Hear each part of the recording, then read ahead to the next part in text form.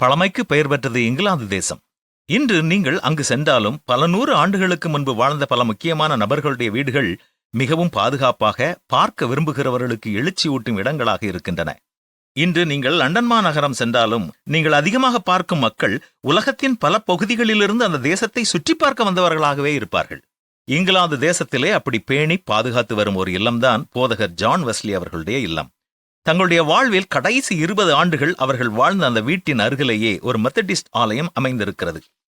அந்த ஆலய வளாகத்திலேயே John Wesley அவர்களை பெற்றெடுத்து வளர்த்த அவர்களுடைய அன்னையின் கல்லறையும் இருக்கிறது.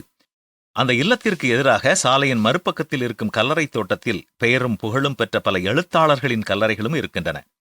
வேத புத்தகத்திற்கு அடுத்த மிக அதிகமான மொழிபெயர்ப்பான மோட்ச பயணம் என்ற புத்தகத்தை எழுதிய ஜான் பனியன் அவர்களுடைய கல்லறையும் அங்கேதான் இருக்கிறது. ஒரு நாள் அமெரிக்க ஐக்கிய நாட்டிலிருந்து லண்டன் மாநகரை சுற்றி பார்க்க வந்த ஒரு கல்லூரி மாணவர் குழு போதகர் ஜான் வெஸ்லி அவர்களுடைய இல்லத்தை பார்வையிட்டார்கள்.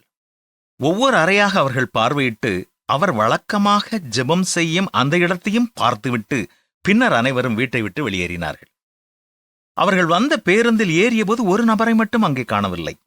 அவர்களை அழைத்து வந்த ஆசிரியர் பதட்டத்தோடு மீண்டும் பேருந்திலிருந்து இறங்கி ஜான் வெஸ்லி அவர்களுடைய இல்லத்தில் உள்ளே போய் தேடி பார்த்தார். அப்பொழுது போதகர் ஜான் வெஸ்லி இறுதியாக படுத்திருந்த கட்டிலின் மறுபக்கம் ஒரு தலை தெரிந்தது. ஆம், அவர் தேடி வந்த மாணவர் அங்கேதான் இருந்தார். போதகர் ஜான் வெஸ்லி அவர்கள் பல ஆண்டு காலமாக முழங்கால் ஊன்றி குழி விழுந்திருந்த அந்த தரைவிரிப்பில் முழங்கால் ஊன்றி அந்த வாலிபர் ஜெபித்துக் கொண்டிருந்தார். ஆண்டவரே, மீண்டும் ஒருமுறை செய்யும், என்னில் அதை செய்யும் என்பதுதான் அந்த வாலிபனுடைய ஜெபம். கர்த்தர் அந்த ஜெபத்தை கேட்டாரா? ஆம், அந்த ஜெபத்தை செய்த அந்த வாலிபர் தான் டாக்டர் பில்லி கிரஹாம் அவர்கள்.